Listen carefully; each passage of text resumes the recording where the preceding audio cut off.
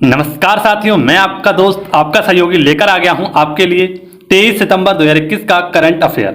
दोस्तों, आज की इस वीडियो में हम आपसे बहुत ही इंपॉर्टेंट क्वेश्चनों पर चर्चा करेंगे, तो आपको इस वीडियो को अंत तक देखना है। यदि आप किसी भी वनडे एग्जाम की तैयारी कर रहे हैं, जैसे रेलवे, एसएससी, बैंक, डिफेंस, जिस भी एग्जाम की तैयारी कर रहे हैं और यहाँ पर करंट अफेयर आता है, तो आपका इस क्लास में स्वागत है। दोस्तों, आज की क्लास आपके लिए बहुत ही ज्यादा इंपॉर्टेंट है, तो इसे अंत तक देखें और एक बार कमेंट बॉक्स में मुझे बता दें कि आज की क्लास आपको कैसी लगी। आज की क्लास में हम कुछ प्रमुख घटनाओं पर बात करेंगे। जैसा कि आपको पता है कि कैनारी द्वीप समूह ज्वालामुखी में हाल ही में विस्फोट हुआ है। एसडीजी अवार्ड 2021 से किसे सम्मानित किया गया है और हाल ही में वायुसेना के अगले प्रमुख कौन होंगे। इसी के साथ हम जानेंगे कि भारत के कौन से ऐसे दो तट हैं जिन्हें ब्लू फ्लैग सर्टिफिकेट दिया गया है, और जानेंगे नॉर्वे शतरंज चैंपियनशिप 2021 किसने जीती है, और भी बहुत सारे फैक्टों पर भी हम चर्चा करेंगे। तो दोस्तों, अंत में आपसे एक क्वेश्चन भी पूछूंगा जिसका आंसर आपको कमेंट बॉक्स में बताना है, तो बने रहना है आपको केवल वीडियो के अंत तक। आज की शुरुआत करेंगे हम एक मोटिवेशनल कोट के साथ, जो आपके चेहरे पर मुस्कान लाएगा और आपको काफी ऊर्जावान बनाएगा। तो आइए शुरुआत करते हैं उस मोटिवेशनल कोट की। कुछ बनना ही है तो समुद्र जैसा बड़ा बनो, लोगों के पसीने छूटने चाहिए तुम्हारी गहराई नापते नापते। कुछ बनना ही है तो समुद्र जैसा बड़ा बनो, लोगों के पसीने छूटने चाहिए तुम्हारी गहराई नापते नापते। आशा करता हूं आपको यह मोटिवेशनल कोट काफी ऊर्जावान बनाएगा और आपके सपनों की तरफ अग्रसर करने के लिए और भी ज्यादा मोटिवेट करेगा। तो आइए शुरुआत करते हैं आज के पहले प्रश्न की, और पहला ही प्रश्न हमारी सभी परीक्षाओं की दृष्टि से काफी इंपॉर्टेंट है और हेल्पफुल है, तो इससे हम जानेंगे और इसकी सभी तथ्यों पर हम चर्चा करेंगे। प्रतिवर्ष विश्व गैंडा दिवस कब मनाया जाता है? तो प्रतिवर्ष विश्व गैंडा दिवस यह 22 सितंबर को बनाया जाता है। इसे हम राइनो डे के नाम से भी जानते हैं। 2021 में इसकी थीम रखी गई है keep the five alive, keep the five alive, जिसमें 5 का मतलब है कि पूरे विश्व में गैंडों की 5 प्रजाति पाई जाती हैं। इन्हीं 5 प्रजातियों में से एक प्रजाति है इंडियन राइनो, जिसके लिए हम प्रतिवर्ष 22 सितंबर को गैंडा दिवस बनाते हैं। दोस्तों, यदि हम बात करें कि भारत में एक ऐसा नेशनल पार्क है जहां पर एक सींग वाला यानी राइनो गैंडा मिलते हैं, उसका नाम है काजीरंगा नेशनल पार्क। यहां पर हमें एक सींग वाले गैंडे मिलते हैं। वहीं पर यदि हम बात करें भारत का नवीनतम नेशनल पार्क कौन सा है, तो देहिंग पटकाई नेशनल पार्क, यह असम में ही स्थित है। तो दोस्तों, ये 2 फैक्ट आपको इस क्वेश्चन से याद रखने हैं। बात करिए असम के नए मुख्यमंत्री कौन है, तो हाल ही में आपको पता है हेमंत बिस्वा शर्मा जी असम के नए मुख्यमंत्री बने हैं। तो दोस्तों, यह आपको याद रखना है कि विश्व गैंडा दिवस कब मनाया जाता है, तो यह 22 सितंबर को मनाया जाता है। शुरुआत करेंगे हम नेक्स्ट क्वेश्चन की, और नेक्स्ट क्वेश्चन में आपको सभी इंपॉर्टेंट ज्वालामुखियों के बारे में बताऊंगा। तो आपको वीडियो अंत तक देखनी है, कमेंट बॉक्स में एक बार बताना है कि आज की वीडियो आपको कैसी लगी, जिससे मैं आपको और भी शॉर्ट तरीके से सभी क्वेश्चनों को बहुत ही मोटिवेशनल के साथ पढ़ा सकूं। चर्चा में रहा कान्वरे एजा ज्वालामुखी किस देश में है, तो कावरे एजा ज्वालामुखी आपको पता है यह स्पेन में है, और किस द्वीप समूह पर है, तो कैनारी द्वीप समूह पर स्थित है, जिसमें हाल ही में क्या हुआ है, 50 वर्ष के बाद विस्फोट हुआ है, और इसी कारण यह चर्चा का विषय बना हुआ है। 2021 में यह हुआ है और इससे पहले यह 50 वर्ष पूर्व हुआ था। बात करें कि स्पेन की राजधानी मैड्रिड है, जहां पर आपको पता है कोप 25 का आयोजन किया गया था, जिसकी अध्यक्षता किसने की थी, तो जिसकी अध्यक्षता की थी चिली ने, परंतु इसका आयोजन कहां पर हुआ था, स्पेन की राजधानी मैड्रिड में। तो आपको ये इंपॉर्टेंट फैक्ट भी स्पेन से याद रखना है। जैसा कि मैं आपको बता दूं कि हाल ही में लल्लन टॉप कुछ ऐसे ज्वालामुखी हैं जो हाल ही में इनमें विस्फोट हुआ है। तो 3 ज्वालामुखी जिनका नाम है माउंट सिनाबुंग, माउंट मेरापी और काकरातोआ ज्वालामुखी, यह तीनों ही ज्वालामुखी इंडोनेशिया में स्थित हैं। हाल ही में ताल ज्वालामुखी में भी विस्फोट हुआ था, यह फिलीपींस में स्थित है। एटना ज्वालामुखी और विसुविसिया ज्वालामुखी यह इटली में स्थित है। वहीं पर भारत का एकमात्र सक्रिय ज्वालामुखी जिसका नाम है बैरन ज्वालामुखी, यह भारत के अंडमान निकोबार में स्थित है। वहीं पर आपको पता है किलौआ ज्वालामुखी और मोना लोआ ज्वालामुखी, यह हवाई द्वीप पर, जो कि अमेरिका का एक प्रांत है, जो कि इसकी पृष्ठभूमि से काफी दूर स्थित है, वहां पर है हवाई द्वीप। और यहीं पर 2 ज्वालामुखी इंपोर्टेंट ज्वालामुखी हैं, मोना लाओ ज्वालामुखी और किलौआ ज्वालामुखी, ये दोनों इंपोर्टेंट हैं। यह कहां पर, तो यूएसए संयुक्त राज्य अमेरिका में स्थित हैं। इसकी राजधानी की बात करें हवाई द्वीप की, तो इसकी राजधानी है होनोलुलु। आपने सुना होगा कि इसकी राजधानी क्या है, होनोलुलु। ठीक है दोस्तों, आपको इंपोर्टेंट फैक्ट आपको याद रखना है। शुरुआत करेंगे नेक्स्ट क्वेश्चन की। हो चुका आगाज लड़का, युग बदलने की तैयारी, जीत उसी की होगी जिसका संघर्ष है जारी। तो आपको इस वीडियो को अंत तक देखना है और कमेंट बॉक्स में जरूर बताइए कि आपको वीडियो कैसी लगती है। नेक्स्ट क्वेश्चन में आपको हाल ही में लल्लन टॉप प्रधानमंत्री की जो नियुक्ति हुई है उनके बारे में बताऊंगा और भी इतने सारे फैक्ट बताऊंगा जो आपकी परीक्षाओं की दृष्टि से बहुत ही ज्यादा इंपोर्टेंट होंगे। तो आप जीएस और स्टैटिक जीके की तो चिंता छोड़ ही दीजिए, क्योंकि कुमार गौरव सर की यह क्लास नोट्स वीडियो आपके लिए काफी इंपोर्टेंट और हेल्पफुल साबित होने वाली है। बात करेंगे क्वेश्चन नंबर 3 की। जस्टिन ट्रूडो किस देश के तीसरी बार प्रधानमंत्री बने हैं? तो जैसा कि हम बता दें आपको कि जस्टिन ट्रूडो तीसरी बार प्रधानमंत्री कनाडा के बने हैं। कहां के? कनाडा के। जैसा कि आपको पता है कि कनाडा में संसदीय चुनाव का आयोजन किया जा रहा है। कितनी सीटों पर? 338 सीटों पर यहां पर चुनाव का आयोजन किया गया था, जिसमें से जस्टिन ट्रूडो ने 156 सीटें जीतकर लिबरल पार्टी से प्रधानमंत्री बने हैं। किस पार्टी से? तो आपको पार्टी का नाम याद रखना है, लिबरल पार्टी से। दोस्तों, यदि हम बात करें कि यह भारत के इन्हीं सीटों में से 17 ऐसे भारतवंशी हैं जिनको क्या मिला है, तो सीट मिली है। ठीक है, 17 सीट किसकी हैं? तो भारतवंशियों की है जो कनाडा में ही रहते हैं। बात करें यदि कनाडा की, तो कनाडा की राजधानी है ओटावा। ठीक है दोस्तों, इसी के साथ हम कनाडा से संबंधित कुछ अन्य प्रश्नों पर भी चर्चा करेंगे। जैसा कि आप देख सकते हैं कि कनाडा सबसे लंबी तटीय सीमा रखने वाला एकमात्र देश है। वहीं पर यदि हम अपने भारत में बात करें कि भारत में सबसे लंबी तटीय सीमा रखने वाला राज्य कौन सा है, तो वह है गुजरात। तो दोनों आपको फैक्ट याद रखने हैं। इसी के साथ हम बात करें कि मॉन्ट्रियल प्रोटोकॉल, यह भी कहां पे हुआ था? कनाडा में ही। कब हुआ था? 16 सितंबर 1987 को। किस लिए हुआ था? तो ओजोन संरक्षण, यानी कि जितने भी शीतलक होते हैं जैसे फ्रिज, एसी, इनसे गैस निकलती है CFC, और इसी CFC गैस पर प्रतिबंध लगाने के लिए 16 सितंबर 1987 को ओजोन संरक्षण हुआ था, है ना, मॉन्ट्रियल प्रोटोकॉल हुआ था। यदि हम बात करें अथावास्का लेक, अथावास्का एक लेक है जहां पर यूरेनियम के भंडार मिलते हैं, और यह भी कहां पर स्थित है? कनाडा में ही। यदि बात करें विनिपेग, जो कि विश्व की सबसे बड़ी गेहूं मंडी है, यह भी कहां पर मिलती है? तो कनाडा में ही। दोस्तों, यदि हम बात करें, जैसा कि आपने देखा होगा, नॉर्थ अमेरिका, और नॉर्थ अमेरिका में ही 3 देश हैं जो प्रमुख देश हैं, जिनमें हम बात करें सबसे ऊपर है कनाडा, उसके मध्य में है अमेरिका यानी USA, और उसके नीचे है मैक्सिको। तो आज हम बात करेंगे कुछ ऐसे लल्लन टॉप प्रधानमंत्रियों पर जिनकी नियुक्ति हाल ही में की गई है। तो इन्हें आप जैसे कि जैसा अपनी कॉपी में नोट डाउन कर लीजिए और लिखना शुरू कर दीजिए मेरे साथ। इटली के नए प्रधानमंत्री हाल ही बनाए गए थे मारियो दाग्री। इसी के साथ हैती के नए प्रधानमंत्री बनाए गए थे जोसेफ यूथ। नेपाल के नए प्रधानमंत्री बने हैं शेर बहादुर देवुआ। इसी के साथ इजराइल के नए प्रधानमंत्री नेफ्ताली बेनेट को बनाया गया था। नीदरलैंड के नए प्रधानमंत्री बने हैं मार्क रुटे। तो आशा करता हूं आपको वीडियो पसंद आ रही होगी, मेरी मेहनत पसंद आ रही होगी कि किस प्रकार से सभी क्वेश्चनों को खोजकर मैंने अलग से लिखा है और क्लास से भी ज्यादा इनमें आपको कंटेंट देने के लिए मेहनत की है। तो आपको पसंद आए तो वीडियो लाइक कर देना और अपने सभी फूल पत्ती वाले परिवार के दोस्तों के साथ इसे शेयर कर देना। अब हम शुरुआत करेंगे नेक्स्ट क्वेश्चन की, और नेक्स्ट क्वेश्चन आपके लिए काफी इंपॉर्टेंट है, जिसमें मैं आपको हाल ही में दिए गए जितने भी पुरस्कार हैं जो कि करंट अफेयर से संबंधित हैं, इन पर हम चर्चा करेंगे, और इसी के साथ बांग्लादेश से संबंधित तथा UNO से संबंधित सभी प्रमुख फैक्टों पर भी चर्चा करेंगे। तो आपको हमारे साथ बने रहना है इस वीडियो के अंत तक। हाल ही में किस प्रधानमंत्री को SDG प्रोग्रेस अवार्ड से सम्मानित किया गया है? तो हाल ही में SDG यानी कि sustainable development goal progress award दिया गया है, और यह अवार्ड किसे दिया गया है? तो बांग्लादेश की प्रधानमंत्री शेख हसीना को यह दिया गया है। किसे? तो बांग्लादेश की प्रधानमंत्री हैं शेख हसीना, इन्हें यह दिया गया है। ठीक है दोस्तों, यह कहां की प्रधानमंत्री हैं? शेख हसीना। किसके द्वारा दिया गया है? तो UNO यानी कि यूनाइटेड नेशन ऑर्गेनाइजेशन के तहत यह अवार्ड दिया गया है।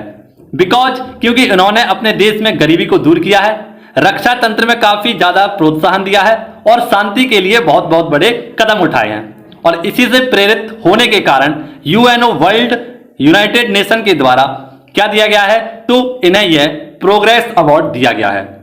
बात कर रहे थे UNO की, तो यूनाइटेड नेशन ऑर्गेनाइजेशन, इसकी स्थापना 24 अक्टूबर 1945 को की गई थी। क्यों की गई थी? तो विश्व में शांति स्थापित करने के लिए 24 अक्टूबर 1945 को इसकी क्या की गई थी, तो इसकी स्थापना की गई थी। और प्रेजेंट टाइम में इसके हेड हैं एंटोनियो गुटारेस। कौन है दोस्तों? एंटोनियो गुटारेस इसके प्रेजेंट टाइम में हेड हैं। तो ये सारे इंपॉर्टेंट फैक्ट आपको यूएनएस से स्टार्ट रखने हैं। बात करें एसडीजी, यह क्या होता है? तो सस्टेनेबल डेवलपमेंट गोल। इसका मतलब है कि पर्यावरण को ध्यान में रखकर विकास किया जाए। इसकी कुल संख्या है 17। कितनी? 17। यह 2015 से 2030 तक चलेंगे। अब बात करेंगे बांग्लादेश से। तो बांग्लादेश की सीमा भारत के 5 राज्यों से लगती है, मेघालय, मिजोरम, त्रिपुरा, असम और पश्चिम बंगाल, जिसमें पश्चिम बंगाल से बांग्लादेश की सीमा सर्वाधिक मात्रा में लगती है। इसी के साथ 2020 का गांधी शांति पुरस्कार यह शेख हसीना के पिताजी यानी कि शेख मुजीबुर रहमान को मिला था। क्यों मिला था?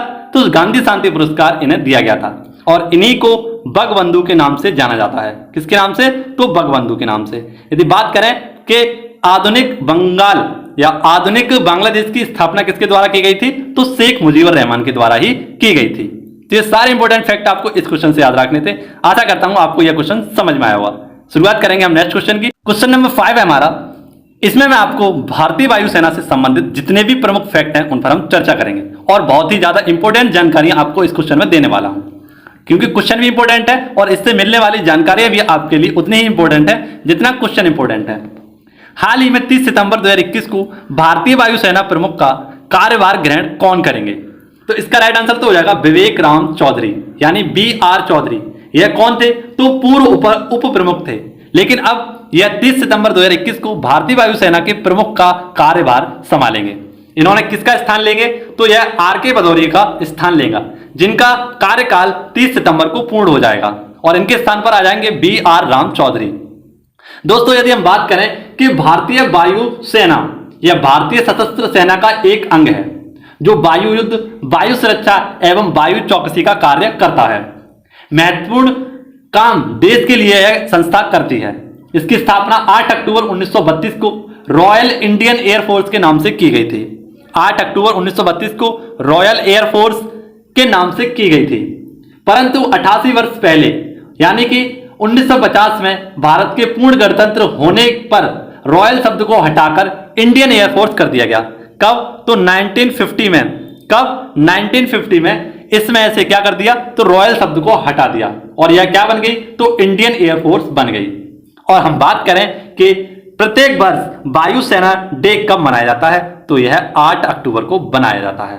तो आपको इतने सारे इंपॉर्टेंट फैक्ट वायुसेना से याद रखने थे। अब हम बात करें कि नौसेना, इसके प्रमुख कौन है? तो एडमिरल करमबीर सिंह। और नौसेना डे कब मनाते हैं? तो 4 दिसंबर को। थल सेना दिवस यह 15 जनवरी को बनाते हैं और इसके प्रमुख हैं मनोज मुकुंद नरवणे। इसी के साथ हम बात करें कि एयरफोर्स यानी कि इसका एक ध्येय वाक्य है नव स्पर्शम दित्तम, टच द ग्लोरी स्काई। और यह कहां से लिया गया है? तो भगवत गीता से यह संकलित किया गया है। यदि हम बात करें कि राफेल वायुसेना में कब शामिल हुआ, तो 10 सितंबर 2020 को अंबाला हरियाणा से इसको शामिल किया गया था और गोल्डन स्क्वाड्रन 17 नामक टुकड़ी में इसे मिलाया गया।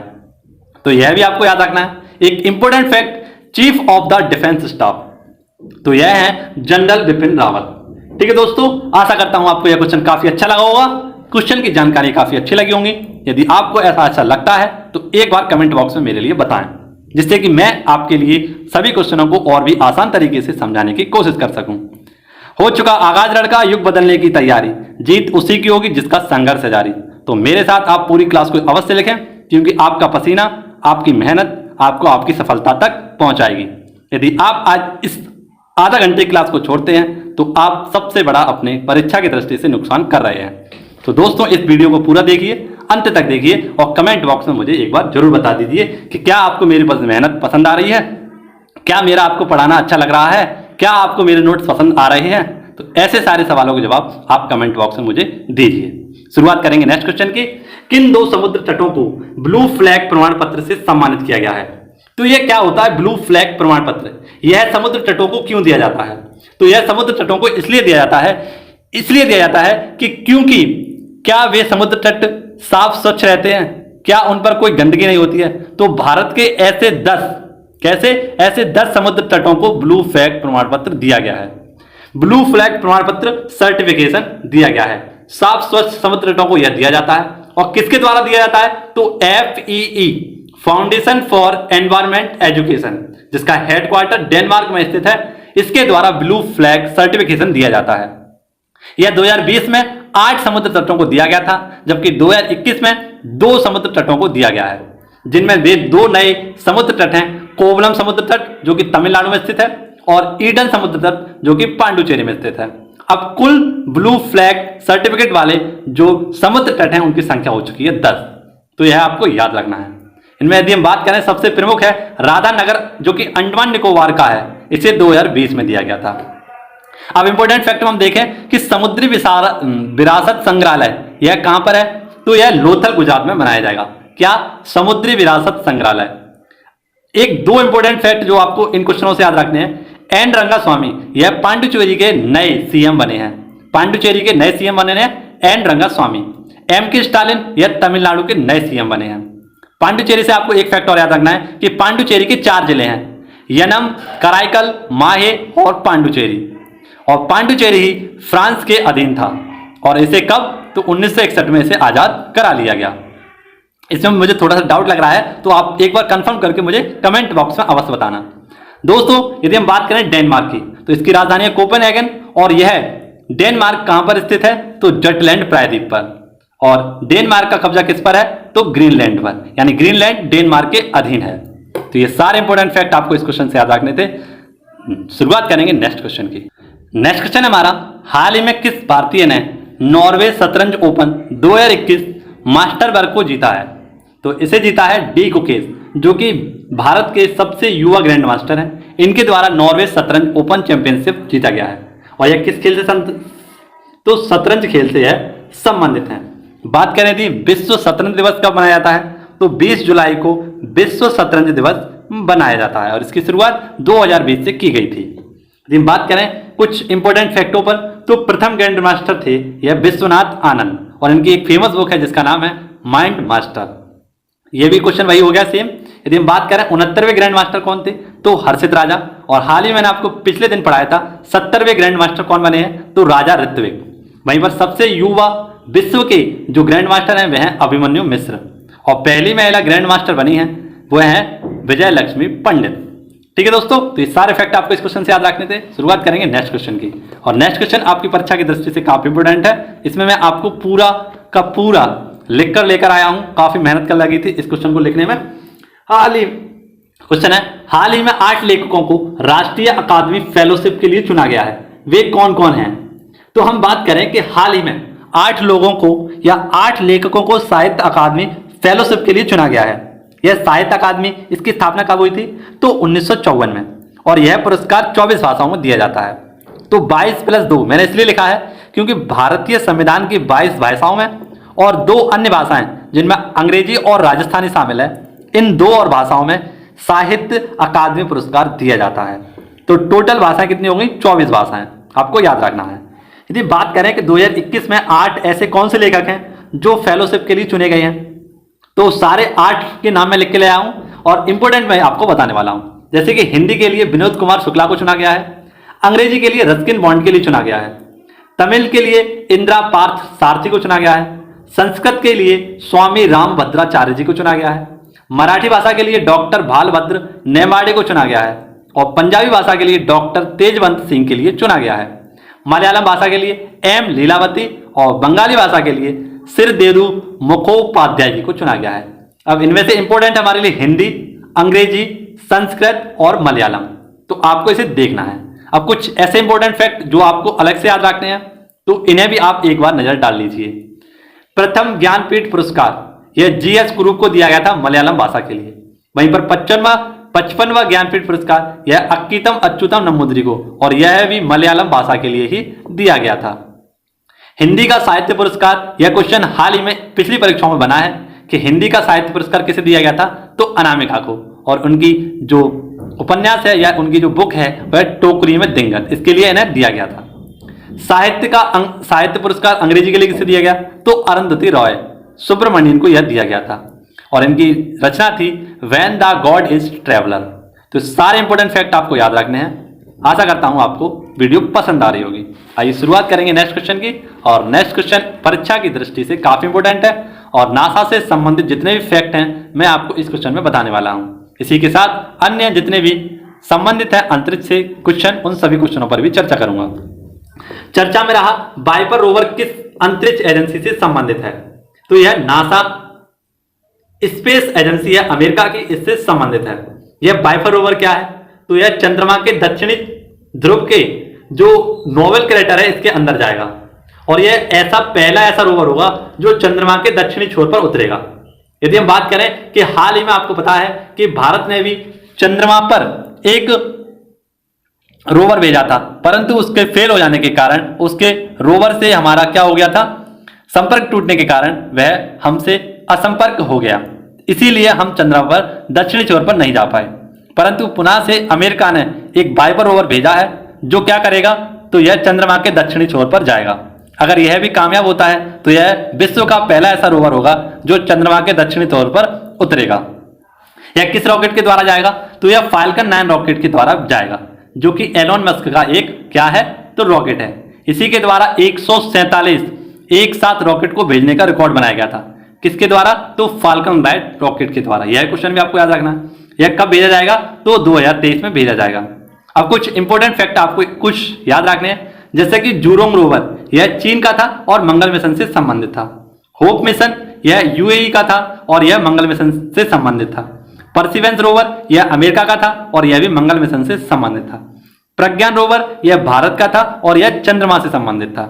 तो यह आपको इंपॉर्टेंट फैक्ट याद रखने हैं। कुछ अन्य फैक्टों में यदि हम चर्चा करें तो सिरसा बांदला यह भारत में जन्म लेने वाली दूसरी ऐसी महिला हैं जो क्या करेंगी, अंतरिक्ष में जाएंगी या पहुंची हैं। दोस्तों पहली कौन थी, तो कल्पना चावला। यदि हम बात करें लकड़ी का फर्स्ट सैटेलाइट, यह बिजावुड सैट किसके द्वारा बनाया गया है, तो यूरोपियन स्पेस एजेंसी के द्वारा इसे बनाया गया है और भेजा गया है। संतोष जॉर्ज यह केरल से संबंधित है और भारत के पहले अंतरिक्ष टूरिस्ट हैं। कहां से, संतोष जॉर्ज। यह भी क्वेश्चन बन चुका है, इसे आपको याद रखना है। अब शुरुआत करेंगे नेक्स्ट क्वेश्चन की। और नेक्स्ट क्वेश्चन आज की परीक्षा की दृष्टि से काफी इंपॉर्टेंट है।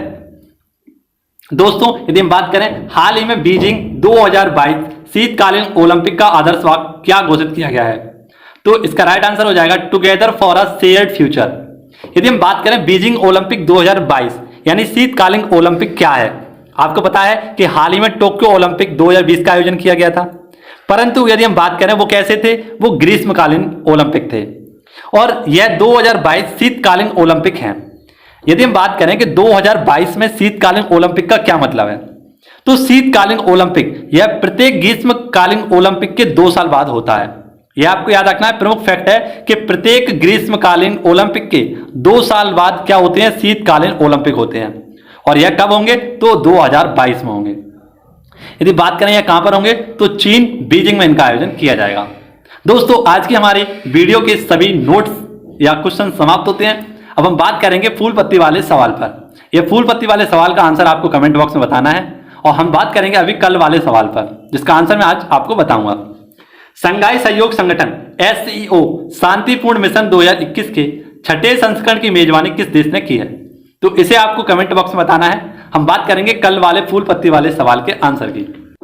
कल वाला हमारे फूल पत्ती वाले जो क्वेश्चन था और उसका आंसर हो जाएगा, पूछा गया था फ्लोरेंस नाइटिंगेल अवार्ड 2021 किसे सम्मानित किया गया है, तो इसका राइट आंसर हो जाएगा भानुमति घेबला को यह फ्लोरेंस नाइटिंगेल अवार्ड दिया गया है। भानुमति घेबला यह कहां की हैं, तो गुजरात की नर्स हैं और इन्हें हाल ही में फ्लोरेंस नाइटिंगेल अवार्ड 2021 दिया गया है। इन्हें अवार्ड क्यों दिया गया था, तो हम आपको बता दें कि कोविड-19 से जितनी भी गर्भवती महिलाएं ग्रसित थीं उन सभी को प्रसव कराने के लिए इन्हीं ने मदद की थी और इसके लिए इन्हें फ्लोरेंस नाइटिंगेल अवार्ड दिया गया है। इसका राइट आंसर हो जाएगा क्या, तो भानुमति घेबला। दोस्तों आज की वीडियो यदि आपको पसंद आई हो तो लाइक करना, कमेंट बॉक्स में मुझे बताना कि आज की वीडियो कैसी लगी। यदि वीडियो पर नए हो तो उसे सब्सक्राइब कर लेना और यदि अभी तक आपने हमारे टेलीग्राम चैनल मनमोहन क्लासेस को ज्वाइन नहीं किया है तो उसे आप ज्वाइन कर लीजिए, जहां पर आपको Kumar Gaurav current affair class notes के 1 साल के हैंड रिटन नोट्सों की PDF प्रोवाइड कराई गई है। तो आप जल्दी से जाकर हमारे टेलीग्राम चैनल को ज्वाइन कर लीजिए, जहां पर आपको 1 साल का करंट अफेयर प्रोवाइड कराया गया है। और वीडियो पसंद आई हो तो एक बार कमेंट बॉक्स में बता दें। इसी के साथ आज की वीडियो में इतना ही, मिलेंगे आपसे नेक्स्ट वीडियो में। तब तक के लिए घर पर रहें, सुरक्षित रहें, व्यस्त रहें। जय हिंद, जय भारत।